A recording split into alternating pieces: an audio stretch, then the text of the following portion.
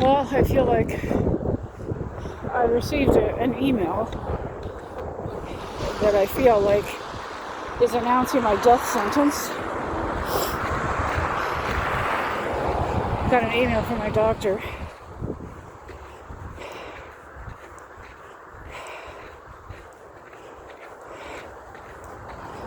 And that I won't be getting Chiari surgery. And I feel betrayed. I feel like this email brought my death sentence. I feel hopeless.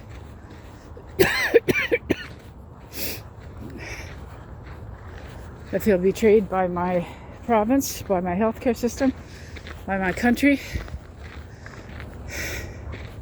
by my community.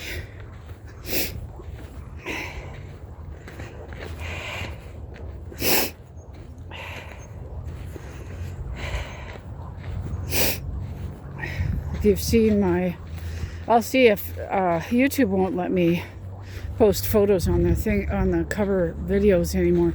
I'll see if I can. I'll try. But if you've seen my MRI, you'll see that obviously I've got a problem. Obvious Chiari malformation.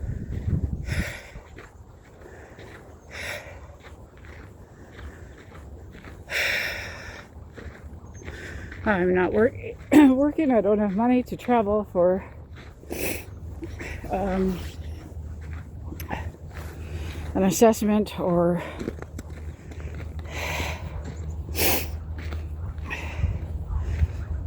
surgery to another province or another country. This is hard, navigating this mess. Then you've got neuropathy and muscle weakness, and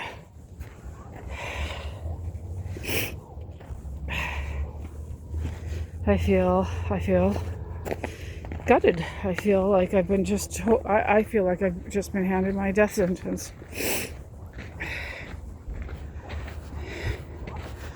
And yeah, I should have realized this a long time ago, but this is what hope does to you. Hope drives you.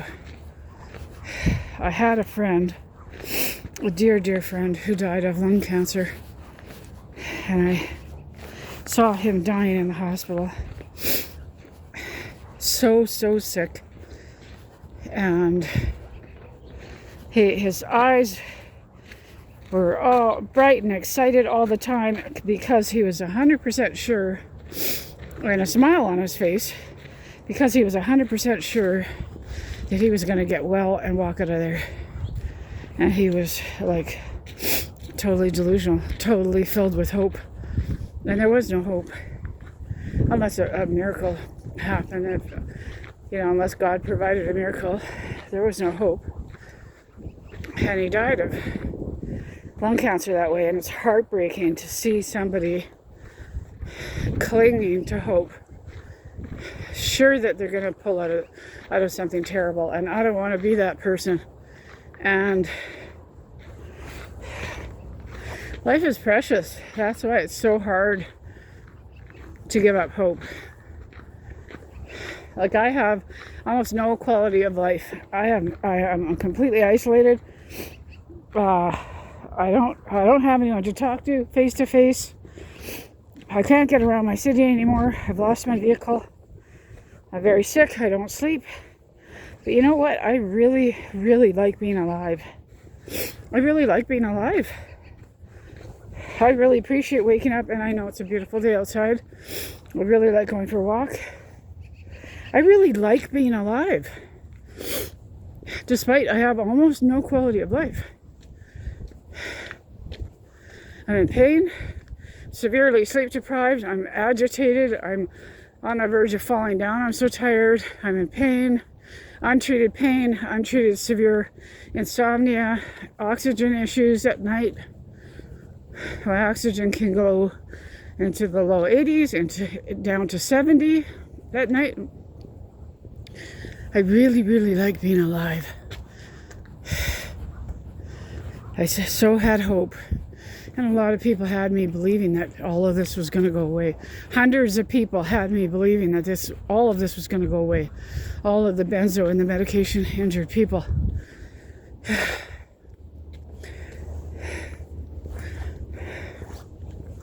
I've got Chiari, Ehlers-Danlos syndrome. Like when I went through the benzo injury, none of this was diagnosed. I didn't know about any of this. I've got Chiari, malformation, Ehlers-Danlos syndrome, degenerative disc disease, scoliosis, significant neuropathy, apnea, breathing issues, a lack of drive to breathe. A lot of damage was done by the benzo injury. Nerve compression syndromes from the benzo injury. But I think all of this was happening because of all this underlying stuff. Asthma, eczema, MCAS, severe allergies, muscle weakness, muscle wasting, prolapsed bowel, prolapsed uterus, abdominal hernias. My body was fine, except critical sleep deprivation prior to the benzo injury, and now I'm disabled since the benzo injury. I really wonder what life would have been like without the benzo injury. How much time do I have here? What is that? I can't see. Is that 7 minutes?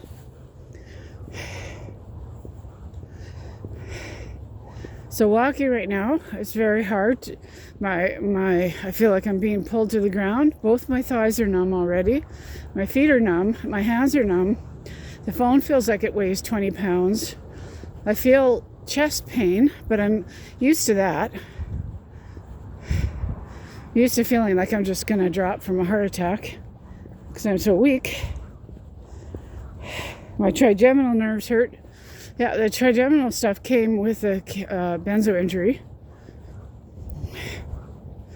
Sinus pain from the sinus surgery.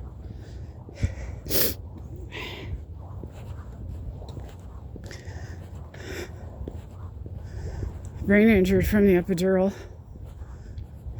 Brain bleed years ago from the epidural. What kind of long-term damage does that do? I don't know.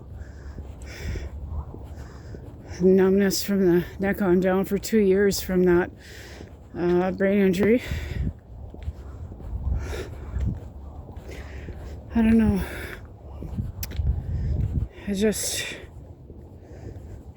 I'm going down, kicking and screaming.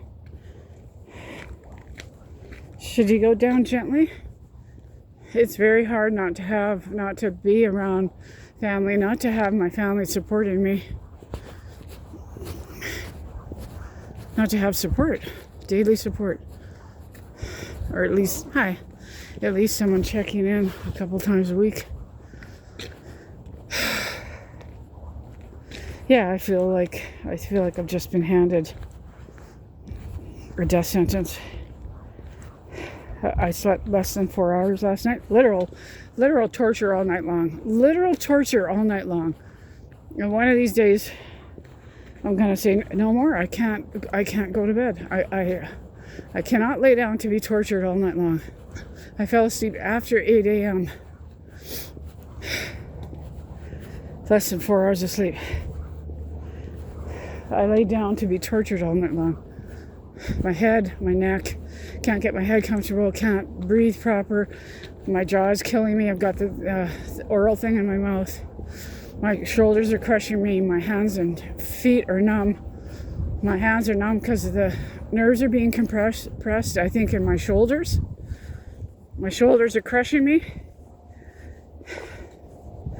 I'm trying to sleep on an angle because I can't breathe laying flat, and that messes with your spine. I've got a hiatal hernia caused by medical, and 3 abdominal hernias. So the hernia bothers me when I lay down. That hiatal hernia. That was caused by one doctor with medication, and I told her to stop. No, she didn't believe me. Trust me, I know what I'm doing. Oh, I trusted her all right. I trusted her over and over and over again. This lady injured me.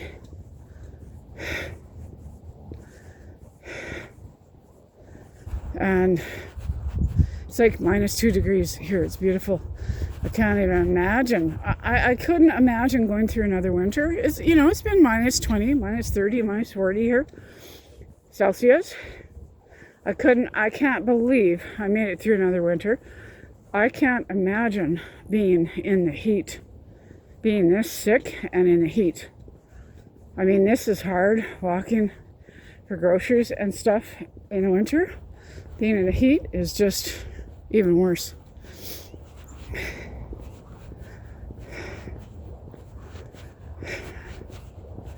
You know how excited you get because spring and summer is coming? Well, when you're really ill, you are protecting yourself from the elements. You're protecting yourself from the heat.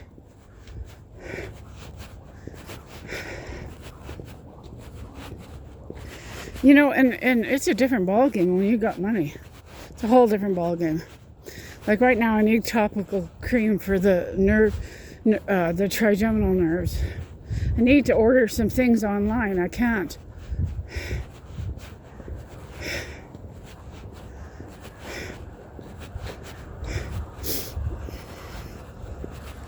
Financially ruined from what this has all done to me. From, you know, not being able to work anymore. From my disability getting screwed up. From missing out on years of disability. From missing out on years of a low-income supplement.